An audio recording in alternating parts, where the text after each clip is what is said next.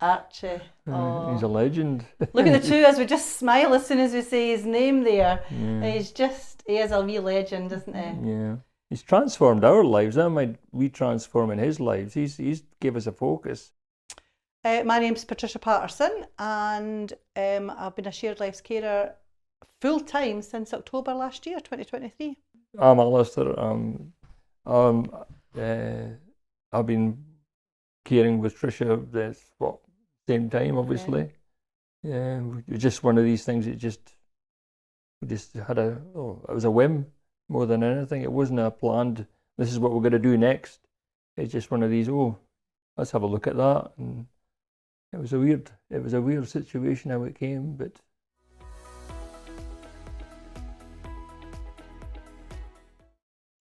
Well, originally we saw a flyer in a window, and I took a picture of it a way back, about 18 months ago or so, and we kind of thought that would be a really good thing to look into. And then Christmas came and went, and we didn't do anything about it. And then it was the beginning of last year, we were in the Borders General Hospital. It's our local hospital with my mum, and I saw Cornerstone. I had a table there, obviously looking to chat to people, letting people know about themselves. And I went over and I said, I took your picture, of a Cornerstone. And basically the family placement officer was there, Carol, and she said, well, we can come and chat with you and your husband if you want. And that's exactly how it happened. Yeah, easy peasy. It was meant to be. Yeah.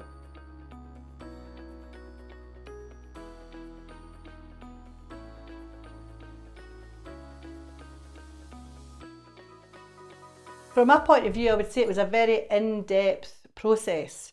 And it has to be an in-depth process because obviously we've got a young person coming to live in our house, a vulnerable adult, and they have to make sure that the place that they're putting this young person into is the right place for them. And also for the child's parents or family, it has to just be right. Although it was in-depth, I have to say the process was actually quite easy. From beginning to end, we had our family placement officer there every step of the way, and we did it at our pace, basically. And part of the reason for that as well is Alistair was really quite ill for about 3-4 months at the very beginning of the process. And so we had to kind of just put it as a little on a back burner for a little while. But the family placement officer, she was very good, just checking in. Can I do anything for you? Do you need anything? They were asking us, do we need anything from them? And then when Alistair started to feel a bit better, we started to go through the process again. So as I say, although it is a very in-depth process, it is done stage by stage at the speed of the potential carer and not for shared lives.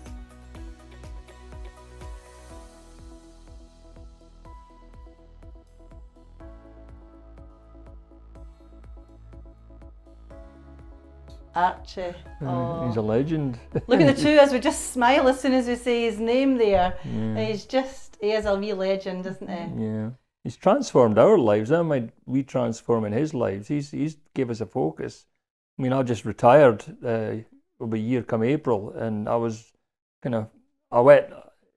sod's law. As soon as I retired, my body went, I just went downhill, and it took me months to recover from it. And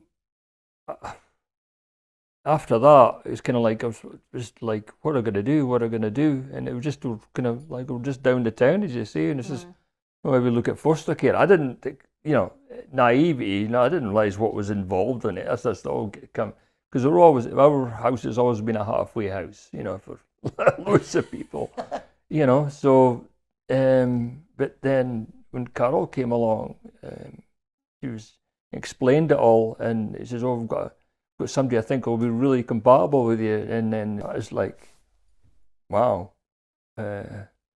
If somebody had said, it wrote you all down in black and white, this is what we're asking you to do, I can't do that. But how they introduced it was really good. It was really good how they introduced it, Archie, and how they broke it up. The transition was, gradual, just having a day here. Then it was worked a sleepover and just built it up, and then just to see if we hit it off, basically. And of course, he bonded with Trish straight away because his mum kind of brought him up really because his dad worked away, and over a period of time I've bonded with him as well. So yeah, we get on all right. Going great. Archie, what can you say about Archie? He's changed our lives completely, absolutely 100%. It was a bit of a whirlwind to start with, I have to say, because we're learning so many new things about him, about all the services that are required with him, a lot about ourselves in that as well. But when he's not there, it's like you've lost a limb. It's like, what are we going to do now? And he really brings us out ourselves. Yeah. And the fact that, as well as we thought, because my mum lives with us, she's 85 and she lives in our house. She's lived with us for about 8 years now. And we kind of thought it might not work because mum lives there. But actually, Archie absolutely adores my mother. And he's actually teaching my mum how to sign. 85-year-old, and how to sign, thank you and please, and, so on and so forth. And he's always, want a cup of tea, Margaret? And he's always willing to please. He wants to help. So just seeing the changes in Archie is incredible. Yeah, he's grown in confidence.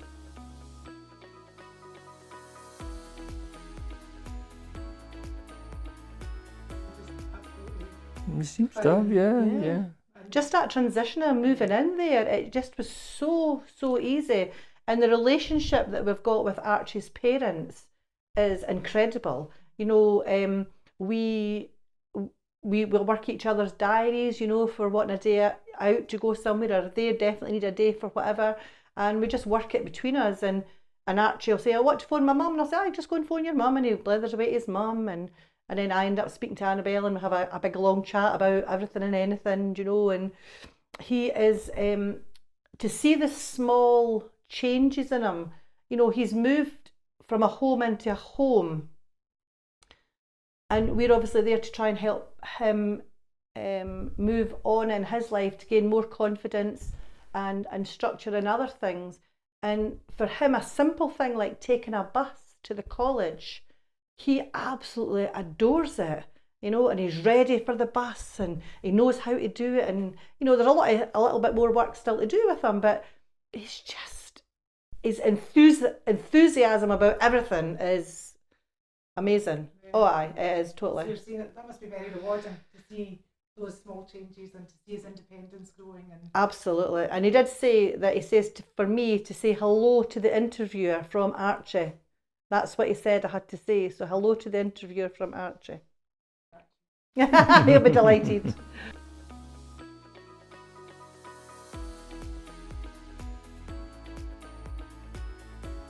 Well, an average week, Archie's placed with us full time.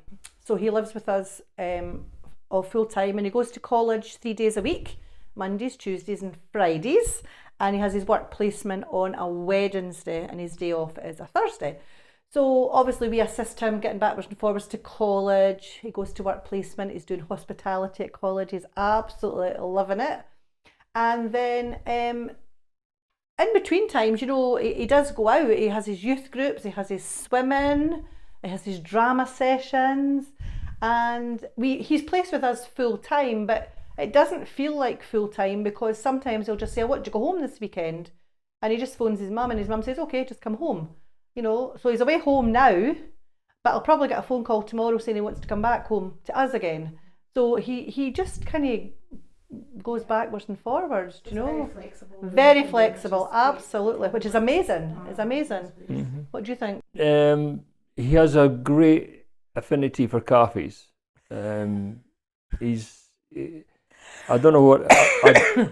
He obviously loves his food, but he is fussy. But he loves his food. But there's certain things, and he's quite good at telling you, I don't like this or about what, that sort of thing.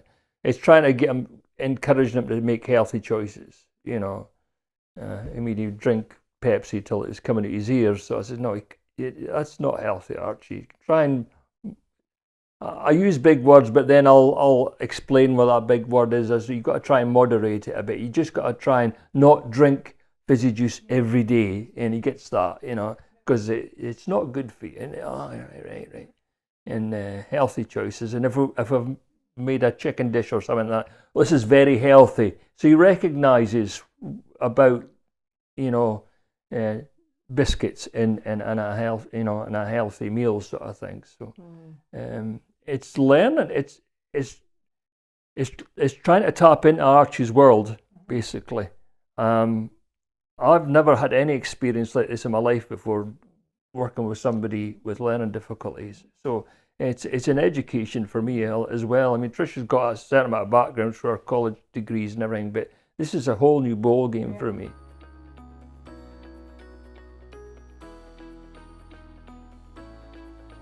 Archie's support needs, he's actually pretty independent, to be truthfully honest with you.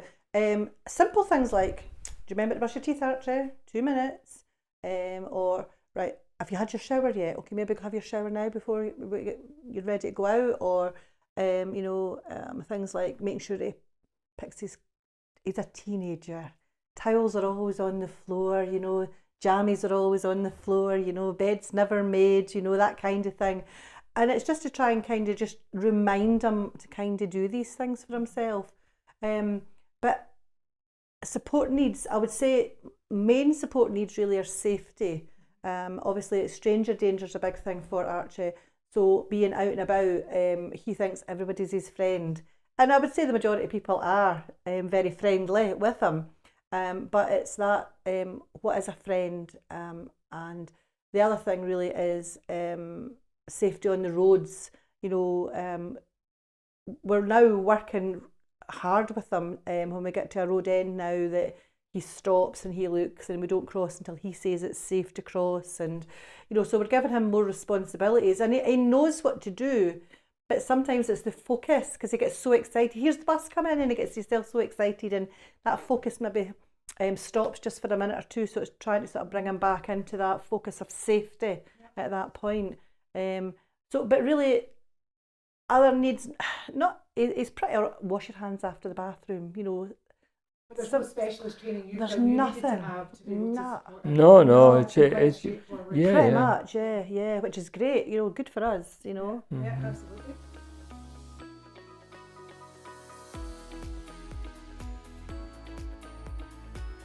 If you're interested in it, give it a shot. You'll never know unless you try. When I suggested it to Tricia, I had no real concept of what would be involved and what would be the outcome.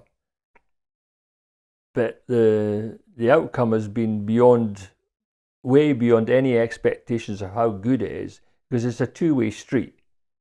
We just get as much from Archie as we give to him, I feel. I mean, it gives us a common direction as well. It's focused us. We have to be more motivated.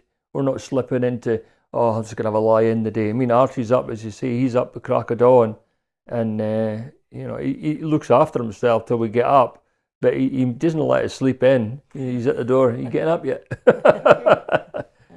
It's great. It really does give you a focus, and it's the rewards is beyond measure. I mean, we never thought I thought it was going to be a voluntary thing when we first looked at this. Just, we've got plenty of time now. Let's just see if we can help somebody. But this is, it's a paid gig, and it's just like, well, this is great. It's certainly taking the pressure off it all, and Carol is absolutely brilliant. I couldn't have asked for a better kind of support worker. So you feel the Shared Lives team are a good support? Oh, there's no other stuff. They've done their homework, and they're professionals, but they don't come across as like they're very approachable, and just I've got to know Carol, and we couldn't have asked for somebody better, to be honest with you. Mm-hmm. And yourself, Patricia, then, if somebody was thinking about becoming a Shared Lives carer, what would you say? Personally, I would just say, if you're thinking about becoming a Shared Lives carer, get some more information, phone them up, and it's a non-obligation phone call. You can either do it over the telephone, or somebody will come out to your house and chat to you about what it's all about, and you get the nuts and bolts. You absolutely get the whole nuts and bolts of everything that's going to be happening. And there is absolutely no pressure. Everything is done at your pace. And that was the same for us. We had time to think about it. We phoned up, we asked a couple of more questions. And then obviously we started the process. But you'll never know unless you try. you know. So even if you've just got that wee thought in the back of your mind, I wonder what that's about. Just make the phone call. Just make the phone call. It's that easy. You'd recommend? Oh, absolutely, wholeheartedly, definitely.